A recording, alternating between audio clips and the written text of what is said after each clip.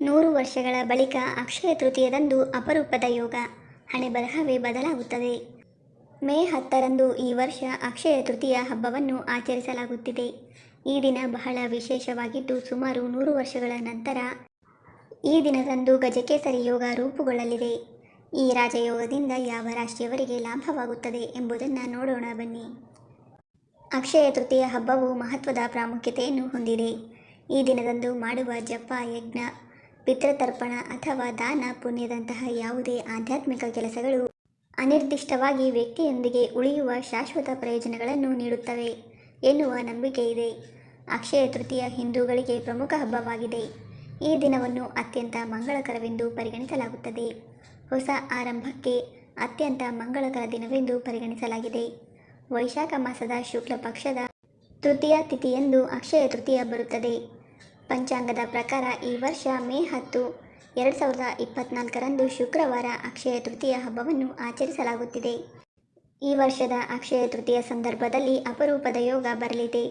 ಸುಮಾರು 1 ಶತಮಾನದ ನಂತರ ಚಂದ್ರ ಮತ್ತು ಗುರು ಏಕಕಾಲದಲ್ಲಿ ವೃಷಭ ರಾಶಿಯನ್ನು ಪ್ರವೇಶಿಸಲಿದ್ದು, ಈ ಅಪರೂಪದ ಆಕಾಶ ಘಟನೆಯೊಂದಿಗೆ ಗಜಕೇಸರಿ ರಾಜಯೋಗ ರೂಪುಗೊಳ್ಳುತ್ತದೆ.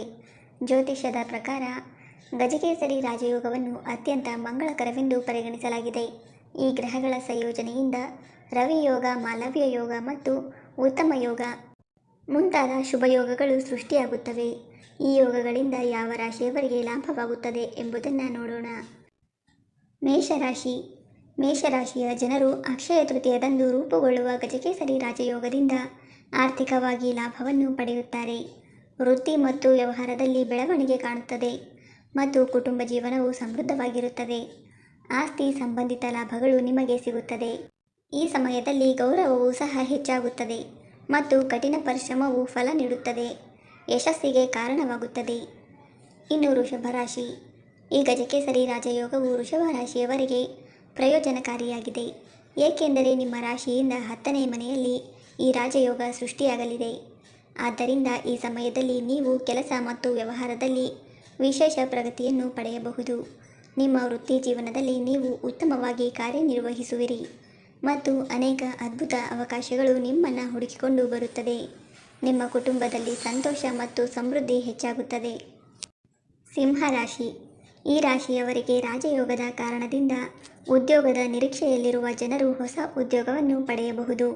ಈ ಅವಧಿಯಲ್ಲಿ ವ್ಯಾಪಾರಿಗಳು ಉತ್ತಮ ಲಾಭ ಗಳಿಸಬಹುದು, ಅಲ್ಲಿ ವ್ಯಾಪಾರ ವಿಸ್ತರಿಸಬಹುದು. ಧನಸ್ಸು ರಾಶಿ.